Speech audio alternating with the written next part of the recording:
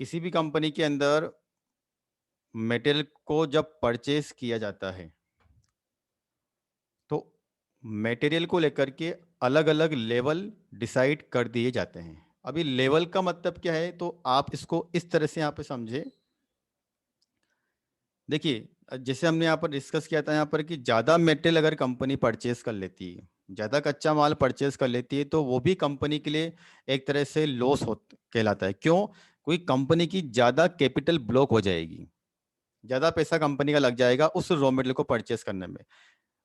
ठीक है। और उसको फिर स्टोर भी करना पड़ेगा। और मान लीजिए यहाँ पर कि मटेरियल इस नेचर की है कि वो खराब होने वाली हो, तो उससे भी कंपनी को नुकसान है। और यदि कम मटेरियल परचेस करती है कंपनी, तो कंपनी का प्रोडक्शन रुक जाएगा। ठीक है। तो कंपनी को यहाँ पर एक अलग अलग लेवल डिसाइड करने पड़ते हैं कि कंपनी अपनी रॉ मटेरियल का मिनिमम स्टॉक इतना मेंटेन करेगी, मैक्सिमम स्टॉक इतना मेंटेन करेगी, एवरेज स्टॉक इतना मेंटेन करेगी। तो उसको लेकर के कंपनी के अंदर जो मैनेजमेंट होता है वो मटेरियल के अलग अलग लेवल डिसाइड करता है। ठीक है। तो उसी के अंदर हमको यहां पर सबसे पहले जो मीनिंग समझना है वो होता है रीऑर्डर लेवल, पुनः आदेश स्तर। सबसे पहले तो इसकी हम यहाँ पर परिभाषा डेफिनेशन समझेंगे, फिर एग्जाम्पल के थ्रू इसको एक्सप्लेन करेंगे। देखिए, when the stock in hand reach the ordering और reordering level, storekeeper has to initiate the action for replenish the material. This level is fixed somewhere between the maximum and minimum level in such a manner that the difference of quantity of the material between the reordering level and minimum level will be sufficient to meet the requirement of production। देखिए, परिभाषा को तो हमने पढ़ लिया, अब इसको हम इस तरीके से यहां पर समझते हैं। कंपनी का एक होता है स्टोर हाउस, जहां पर कंपनी किसको स्टोर करके रखती है? रॉ मटेरियल को। ठीक है। यहाँ पर कंपनी की रॉ मटेरियल रखी हुई रहती है, इसको आप बोल सकते हो गोडाउन। रॉ मटेरियल का गोडाउन है, वहां पर कंपनी ने अपने कच्चे माल को स्टोर करके रखा हुआ है। अब यहाँ पर कितना स्टोर रखा हुआ रहेगा? कंपनी मान लीजिए यहाँ पर 1000 kg रॉ मटेरियल रखा हुआ है। अब इसमें से कहाँ जाएगा? वो प्रोडक्शन डिपार्टमेंट की तरफ। कहाँ जाएगा? वो प्रोडक्शन डिपार्टमेंट की तरफ। तो स्टोर हाउस से रॉ मटेरियल निकल करके प्रोडक्शन डिपार्टमेंट में जाता है।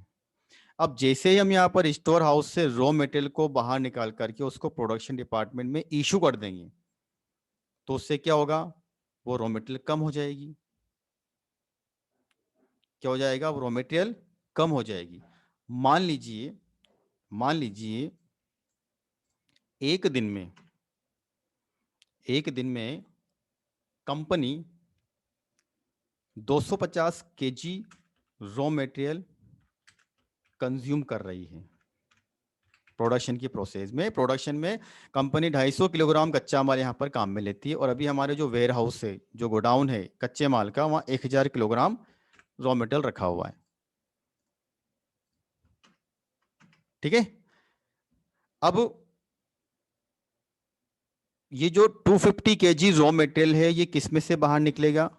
1000 केजी में से। जैसे ही मान लीजिए यहाँ पर कि 1 तारीख के दिन मॉर्निंग में 1000 केजी रॉ मटेरियल रखा हुआ है, दिन में एक ऑर्डर मिला, दिन में प्रोडक्शन डिपार्टमेंट को 250 केजी की आवश्यकता है।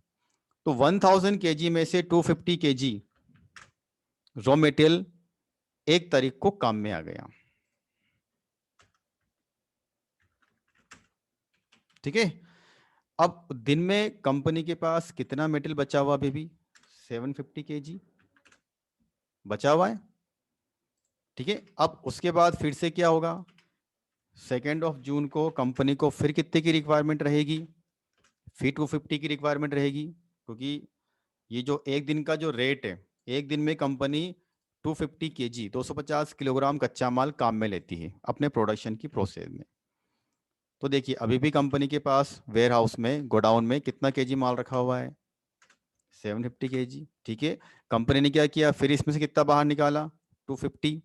तो 2 तारीख को कंपनी के गोडाउन में फिर कितना बचा? 500 केजी।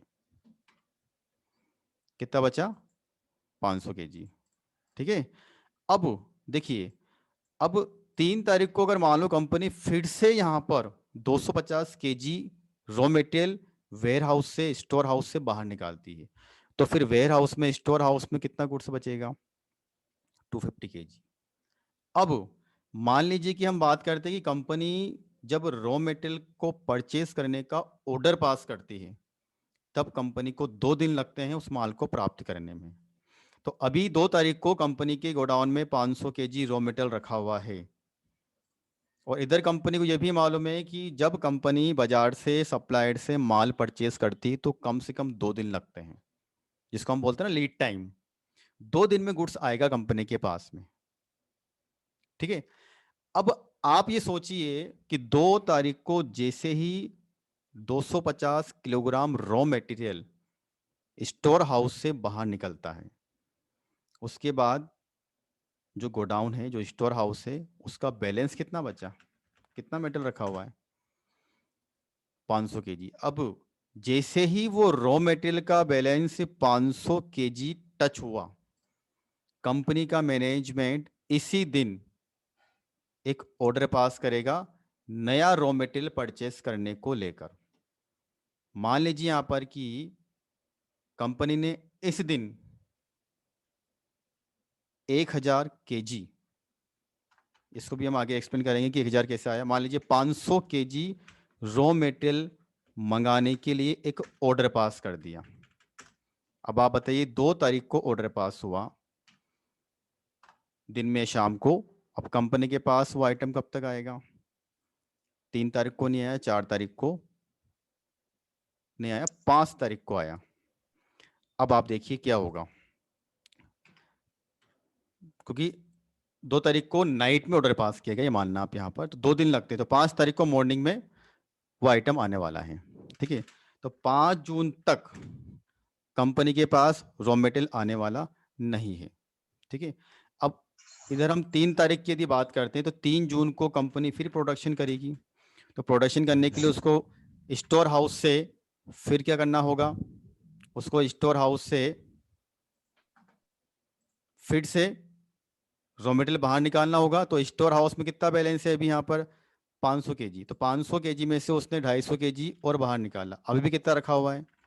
250 केजी अभी भी 3 तारीख के दिन यहाँ पर मेटेरियल रखा हुआ है,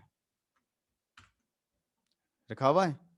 ठीक है। फिर 4 तारीख आती है, 4 तारीख को फिर कंपनी प्रोडक्शन करेगी। प्रोडक्शन करने के लिए फिर से कंपनी को अपने स्टोर हाउस से 250 केजी रॉ मटेरियल बाहर निकालना होगा। लेकिन 4 तारीख को जैसे ही वो 250 केजी रॉ मटेरियल बाहर निकालती है, कंपनी का जो स्टोर हाउस है जिसमें मटेरियल रखा हुआ है वो हो जाता है 0। और उधर कंपनी अगर मान लो 2 तारीख को 500 नई रॉ मटेरियल, 500 केजी नई रॉ मटेरियल के लिए ऑर्डर पास नहीं करती, तो 5 तारीख को वो गुड्स कंपनी के पास नहीं पहुंचता। और अगर गुड्स कंपनी के पास में, मतलब रॉ मटेरियल कंपनी के पास नहीं आता है मान लीजिए, तो 5 तारीख को कंपनी का प्रोडक्शन रुक जाएगा। क्या होगा? कंपनी का प्रोडक्शन रुक जाएगा। तो इसीलिए यहां पर 2 तारीख के दिन जैसे ही गोडाउन के अंदर 500 केजी का बैलेंस बचा हुआ था, कंपनी ने क्या किया? सेम डे, उसी समय एक नया ऑर्डर पास कर दिया नई रॉ मटेरियल परचेस करने को लेकर के।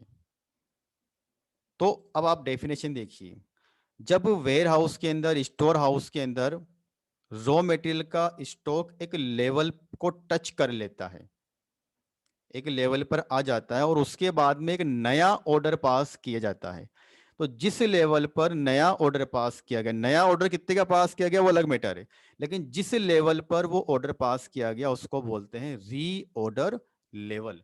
और हमारे इस केस में ये 500 केजी जो मैंने हाईलाइट किया हुआ है, ये है आपका री ऑर्डर लेवल, 500 केजी बैलेंस।